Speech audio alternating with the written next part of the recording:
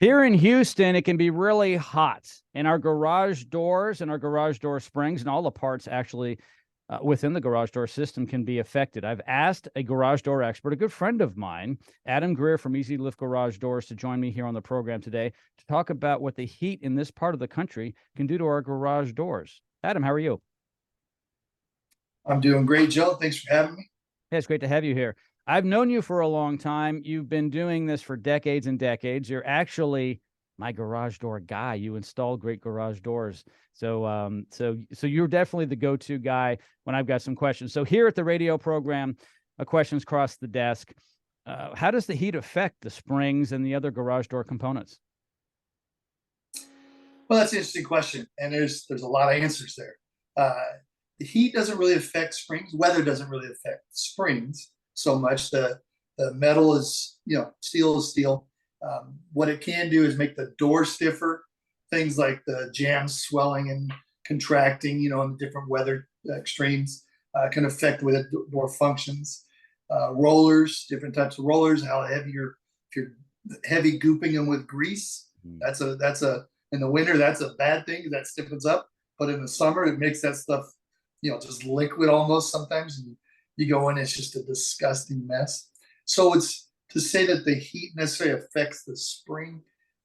Cycle life is cycle life, and but keeping things maintenance and using the proper grease for the spring, for the rollers, things like that. That's what matters in the heat. You don't want the thick axle grease stuff. You want some non cakey type grease.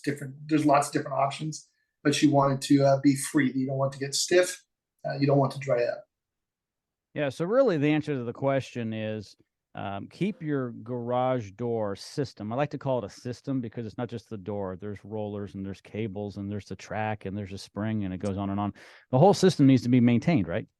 Yes. Yeah, there's bearings, there's bearing plates, the rollers have bearing, lots of parts. All the hinge barrels need to be lubricated. There's a lot of maintenance, yes.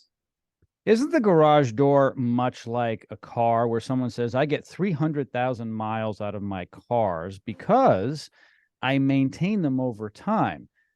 Isn't it true for a garage door? Because those panels, they'll last forever, right? As long as Yeah. they're taken care of. Yeah, I mean, that's absolutely a great analogy. If you just drive that car until it quits on you, it's going to quit early.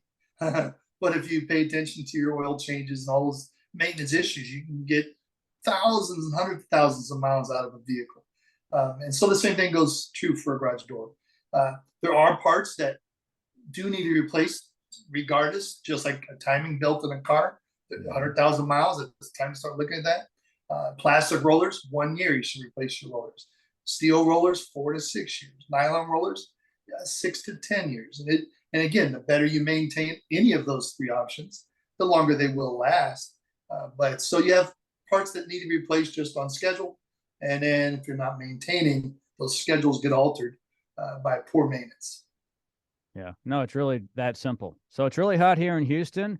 The overall uh, thing to do is to basically keep it maintained, regardless of how hot or cold it is in your garage. Adam, thank you so much for joining me today on the program. I really appreciate it. My pleasure. Thanks for having me. All of Adam's information is located in the description of this podcast. His website is one click away.